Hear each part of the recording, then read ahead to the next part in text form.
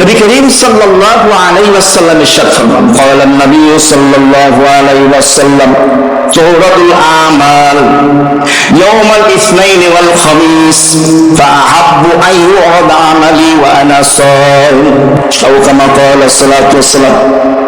আল্লাহ নবী ইরশাদ ফরমান, বনি আদমের আমলনামা প্রতি সপ্তাহে সোমবার এবং বৃহস্পতিবার এই দুই দিন আল্লাহ রাব্বুল আলামিনের কাছে পেশ করা হয়।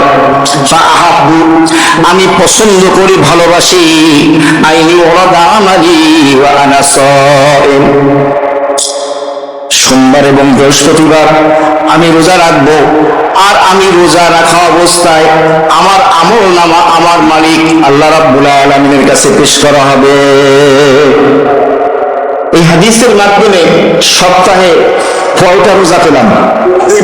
একটা হলো সোমবার আর একটা হলো, অন্য হাদিসের মধ্যে এসেছে নবীজি সোমবারে রোজা রাখলেন। সাহাবায়ে কেরাম প্রশ্ন করলেন, ইয়া রাসূলুল্লাহ, আপনি সোমবার দিন কেন রোজা রাখেন? নবীজি বললেন, এই দিনে আমি জন্মগ্রহণ করেছি, শুকরিয়া স্বরূপ আমি সোমবার দিন রোজা রাখি। সুবহানাল্লাহ। উম্মত কি করবে? রাখবো। প্রতি সোমবার না পারেন মাঝে মধ্যে রাখা যাবে, বলেন ইনশাআল্লাহ। আর বৃহস্পতিবার আমলনামা যেহেতু আল্লাহর কাছে পেশ করা হয়, এই অবস্থায় যদি ফেরেশতারা বলে, আল্লাহ আপনার অমুক বান্দার আমল, সে কিন্তু রোজা রেখেছে, আল্লাহ খুশি হবেন না বেজার হবে?